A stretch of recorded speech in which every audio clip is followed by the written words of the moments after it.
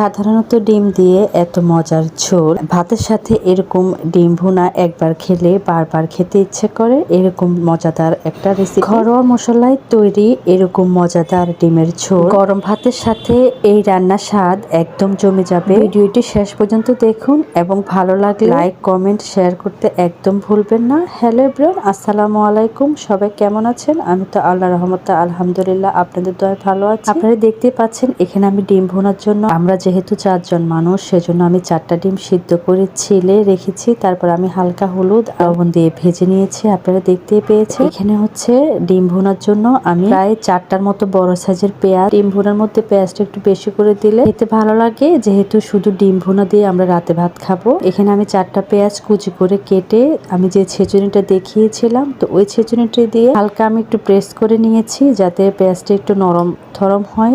এরকম করে নিতে হবে। যে পাতিলে ডিম ভুনা করব সেই পাতিলে পরিমাণ অনুযায়ী তেল দিয়ে আমি পেঁয়াজটা দিয়ে দিয়েছি। দিয়ে দেওয়ার পরে হালকা যখন একটু ভাজা হয়ে গিয়েছে পেঁয়াজটা, তখন আমি হলুদের গুঁড়া 1 চামচ, মরিচের গুঁড়া 1 চামচ, আদা 1 চা চামচ, রসুন 1 চা চামচ, ধনিয়ার গুঁড়া 1 চা চামচ, লবণ পরিমাণ অনুযায়ী বা স্বাদ অনুযায়ী দিয়ে আমি মশলা একটু পানি দিয়ে কষিয়ে নিয়েছি। ভালো করে কষিয়ে নেওয়ার পরে আমি যখন পানিটা একদম শুকিয়ে তেলটা উপরে উঠে আসবে, তখন আমি ডিমটা দিয়ে দিব, যে ডিমটা আমি ভেজে আলাদা করে রেখেছিলাম। তো আপনারা এখানে চাইলে 5টা 6টা বা কোনো মেহমান আসলে আপনারা এই রেসিপিটা করে দিলে এভাবে ওরা কিন্তু ডিমটা দিয়ে অনেক মজা করে ভাত খেয়ে নেবে। আমাদের মাঝে মধ্যে বাসায় অনেক কিছু থাকে না, সবজি বা অন্য কিছু হাতের কাছে সবসময় সবকিছু থাকে না, তো সেই ক্ষেত্রে আপনারা ঝটপট এই রেসিপিটা করে নিতে পারেন। এটা ঝটপট হলো, খেতে কিন্তু অসাধারণ।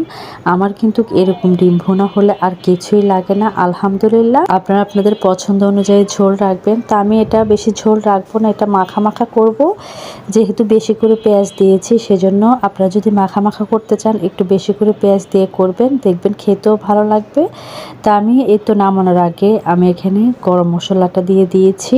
তো কেমন হয়েছে আপনারা দেখে বুঝতে পারছেন যে কতটা লোভনীয় হয়েছে। কোনো মেহমান যদি হঠাৎ বাসায় আসে, ঝটপট আপনারা এটা করে দিলেও কিন্তু অনেক মজা করে ওরা এটা দিয়ে ভাত খেয়ে নেবে। বাচ্চারাও কিন্তু এরকম ডিম ভুনা করে দিলে ওরাও কিন্তু অনেক মজা করে ভাত খেয়ে নেবে।